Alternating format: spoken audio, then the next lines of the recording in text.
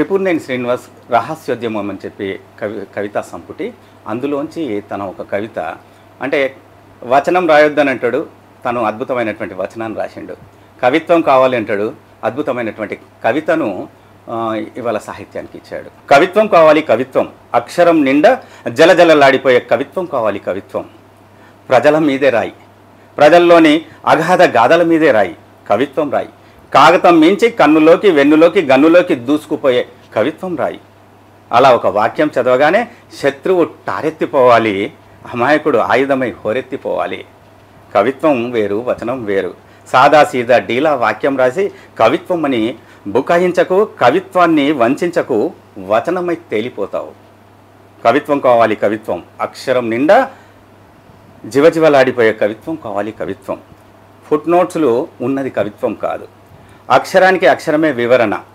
అదో జ్ఞాపకాలు ఎందుకు, చివరాకన్నా బ్రాకెట్లు పెట్టేది కవిత్వం కాదు. స్వానుభూతికి సహానుభూతే సహానుభూతి. కుండలీకరణాలు ఎందుకు, అక్కడికక్కడే వాడి గుండె చీల్చి బూజు దులపాలి, దబాయించాలి, ధన్మని పేలాలి, కవిత్వమై కాచుకో అనాలి.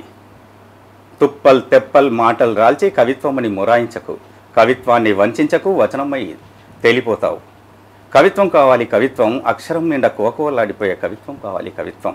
జ్ఞాపకాల లోయల్ని తవ్వకు, జ్ఞాపకాల లోయల్ని తవ్వకు, అయ్యో పాపం అనకు, సాగదీసిన సానుభూతి వాక్యాలొద్దు, జాలి జాలి ఏడుపు మొహం డ్రామాలొద్దు. అతడి ఛాతి మీద ధాటిగా 2 నమ్మకాల్ని రాయి. ధైర్యంగా శౌర్యంగా అతన్నొక వీరుణ్ణి చెయ్యి, కవిత్వమై అతడికి కాపలాకాయి. చెత్తల్ బుట్టల్ మాటలు రాల్చి కవిత్వమని ఘీంకరించకు, కవిత్వాన్ని వంచకు. కవిత్వం కావాలి కవిత్వం, అక్షరం నిండా కలకల్లాడిపోయే కవిత్వం కావాలి కవిత్వం అని చెప్పి రహస్యోద్యమం కవితా సంపుటిలో శ్రీశ్రీ గారు రాసినటువంటి ఈ అద్భుతమైన కవిత ఇవాళ చాలామంది నాలికల మీద తేలియాడుతున్నటువంటి ఒక అద్భుతమైనటువంటి వచన కవిత.